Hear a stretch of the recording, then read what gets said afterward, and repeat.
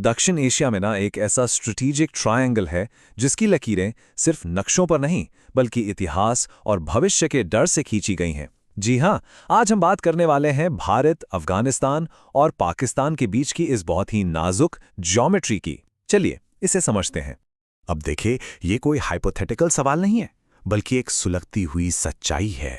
ये सवाल इस पूरे इलाके की पेचीदा हकीकत से ही निकल कर आता है, जहां इतिहास की पुरानी दरारें, भूगोल की मुश्किल बाधाएं और आज की बड़ी बड़ी एम्बिशंस सब मिलकर एक, कह सकते हैं कि एक विस्फोटक मिक्सचर बना देती हैं।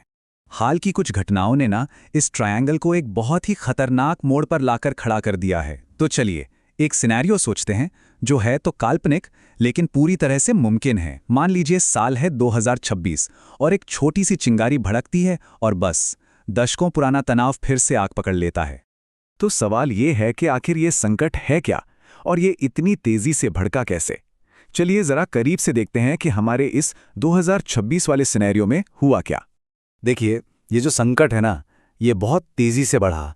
मतलब बात शुरू हुई थी बॉर्डर पर छोटी मोटी झड़पों से, लेकिन देखते ही देखते ये पाकिस्तानी हवाई हमलों और तीखी बयानबाजी तक पहुंच गई। पाकिस्तान ने तो सीधा सीधा इल्ज़ाम लगा दिया कि ये सब अफगानिस्तान में भारत के बढ़ते प्रभाव की वजह से हो रहा है। वहीं भारत ने बड़ी सावधानी से कहा कि भाई शांति बनाए रखें। ये एक क्लासिक ब्लेम गेम था। हर कोई एक दूसरे पर उंगली उठा रहा था और मामला हाथ से निकलता जा रहा था। लेकिन एक मिनट, ये संकट कोई रातों रात तो खड़ा नहीं हुआ। इसकी जड़ें जोड़ी हैं साल 2021 से, जब तालिबान सत्ता में वापस आया था। चलिए समझते हैं कि उस एक पल ने इस पूरे रीजन के समीकरण को कैसे बदल कर रख दिया।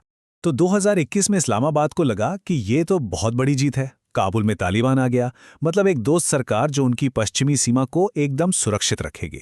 लेकिन हकीकत उनकी उम्मीदों से बिल्कुल अलग निकली।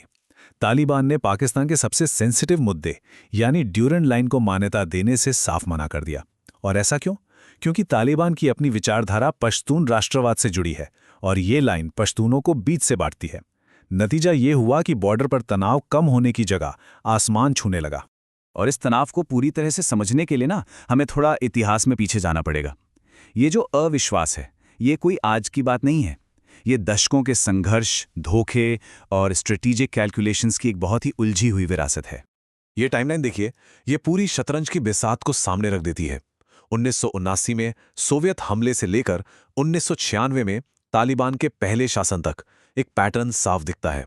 भारत और पाकिस्तान ने अफगानिस्तान में हमेशा एक दूसरे के खिलाफ वाले गुटों का ही साथ दिया है। हर मोड़ पर इनके हित आपस में टकराए और इसी टकराव ने आज के संकट की नींव रखी। और यहीं पर एक बहुत ज़रूरी कॉन्सेप्ट सामने आता है जिसने दशकों से पाकिस्तान की अफगान नीति को चलाया है, स्ट्रेटेजिक डेप्थ। देखिए, इसका आइडिया बड़ा सिंपल था। अफगानिस्तान में एक फ्रेंडली सरकार हो जो भारत के खिलाफ एक स्ट्रेटेजिक बफर या गहराई दे, ताकि अगर कभी जंग हो तो पाकिस्तान को पीछे हटने और फिर से रीग्रुप करने के लिए जगह मिल सके। सच पूछिए तो यही एक आइडिया इस पूरे खेल के सेंटर में है। अच्छा, अब जरा भूगोल की बात करते हैं। मतलब वो पहाड़ और वो सरहदें जो सिर्फ नक्शे नहीं बनाती, बल्कि वो स्ट्रेटेजिक डर भी पैदा करती हैं जो हर देश को परेशान करता है। और इस पूरे संघर्ष के दिल में है एक लाइन, ड्यूरेंट लाइन। ये सिर्फ एक बॉर्डर नहीं है, ये एक ऐतिहासिक जख्म है और इसे किसी भी अफगान सरकार ने, चाहे वो राजशाही हो, कम्युनिस्ट हो या फिर तालिबान, कभी भी दिल से कबूल नहीं किया है। अब सवाल यह है कि ये लाइन इतनी विवादित क्यों है? इसके कई कारण हैं। सबसे बड़ी बात तो यह है कि ये पश्तून समुदाय को बीच से बांट देती है, जिनके परिवार, कबीले और संस्कृति सब कुछ इस आर्टिफिशियल लाइन के दोनों तरफ फैले हुए हैं। जाहिर है इससे दोनों तरफ नाराजगी रहती है और ऊपर से इसका जो पहाड़ी इलाका है ना, उस पर कंट्रोल करना लगभग नामुमकिन है। इसी वजह से ये अफगानिस्तान और पाकिस्तान के बीच लगातार टेंशन की वजह बनी रहती है। तो जब आप इन सब चीज़ों को एक साथ मिलाते हैं तो सामने आता है पाकिस्तान का सबसे बड़ा स्ट्रेटेजिक डर, दो मोर्चों का युद्ध। मतलब पूरब में भारत का खतरा और पश्चिम में एक अस्थिर या उससे भी बुरा भारत के प्रभाव वाला अफगानिस्तान। यही डर है जो पाकिस्तान की फॉरेन पॉलिसी को जलाता है। लेकिन रुकिए, ये कहानी सिर्फ इन 3 देशों की नहीं है। दुनिया की बड़ी बड़ी और रीजनल शक्तियां भी इस स्ट्रेटेजिक ट्रायंगल में अपना अपना खेल खेल रही हैं, जिससे ये शतरंज की बिसात और भी ज्यादा उलझ जाती है। जरा सोचिए, 2001 के बाद के 2 दशकों में भारत ने अफगानिस्तान को फिर से खड़ा करने में बहुत बड़ा रोल निभाया। $3 अरब से भी ज्यादा का इन्वेस्टमेंट किया। और ये सिर्फ पैसा नहीं था, ये असल में अपना प्रभाव और गुडविल बनाने की एक सोची समझी स्ट्रैटेजी थी। और ये इन्वेस्टमेंट जमीन पर साफ साफ दिखाई भी दिया। काबुल की नई पार्लियामेंट बिल्डिंग से लेकर जरूरी बांधों और हाईवे तक भारत ने इन प्रोजेक्ट्स के जरिए अफगानिस्तान में गुडविल और इन्फ्लुएंस का एक बहुत बड़ा नेटवर्क बना लिया। इसी को कहते हैं सॉफ्ट पावर। और सच कहें तो इसी चीज ने इस्लामाबाद की चिंता बढ़ा दी थी।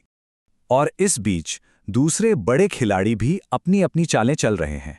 चीन को देखिए, वो अपने CPEC यानी चीन पाकिस्तान इकोनॉमिक कॉरिडोर को बचाने के लिए मजबूती से पाकिस्तान के साथ खड़ा है। अमेरिका भले ही वहां से निकल गया हो, लेकिन आतंकवाद पर उसकी पेनी नजर है। और रूस और ईरान वो अपने अपने फायदे के लिए तालिबान के साथ एक नाजुक सा बैलेंस बनाकर चल रहे हैं। तो एक तरह से अफगानिस्तान एक बार फिर से द ग्रेट गेम का मैदान बन गया है। तो इन सारी उलझनों को देखते हुए आगे क्या होगा, भविष्य कैसा दिखता है? चलिए कुछ पॉसिबल सिनेरियोज पर नजर डालते हैं और देखते हैं कि ये कहानी आगे कौन सा मोड़ ले सकती है। देखिए, आगे क्या होगा ये कहना तो मुश्किल है, पर कई रास्ते हो सकते हैं। एक तो ये कि पाकिस्तान और तालिबान के बीच टेंशन और बढ़ जाए, जिससे पूरे इलाके में अस्थिरता फैल सकती है। या फिर अमेरिका के जाने से जो खाली जगह बनी है, उसे चीन जैसा कोई बड़ा खिलाड़ी अपने बेल्ट एंड रोड इनिशिएटिव के जरिए भर दे। भारत शायद पर्दे के पीछे से अपना डिप्लोमेटिक और ह्यूमैनिटेरियन काम करता रहेगा।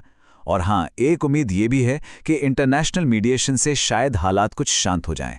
आखिर में बस एक बात याद रखने वाली है, ये जो कुछ भी आज हम देख रहे हैं ना, ये कोई अचानक आया संकट नहीं है। ये तो एक बहुत लंबे नाटक का सबसे नया चैप्टर है। एक ऐसा नाटक जिसे भूगोल की सच्चाइयों, इतिहास के गहरे जख्मों और दशकों पुरानी दुश्मनी ने लिखा है। और यही वो बड़ा सवाल है जो इस पूरे इलाके का भविष्य तय करेगा। जैसे जैसे दुनिया की बड़ी ताकतें होड़ कर रही हैं और पुरानी दुश्मनी सुलग रही है, क्या ये स्ट्रेटेजिक ट्रायंगल कभी स्थिर हो पाएगा, या क्या ये किसी बहुत बड़े संघर्ष की बस एक शुरुआत है? जवाब तो खैर भविष्य ही देगा, लेकिन पूरी दुनिया की नज़रें इसी पर टिकी हैं।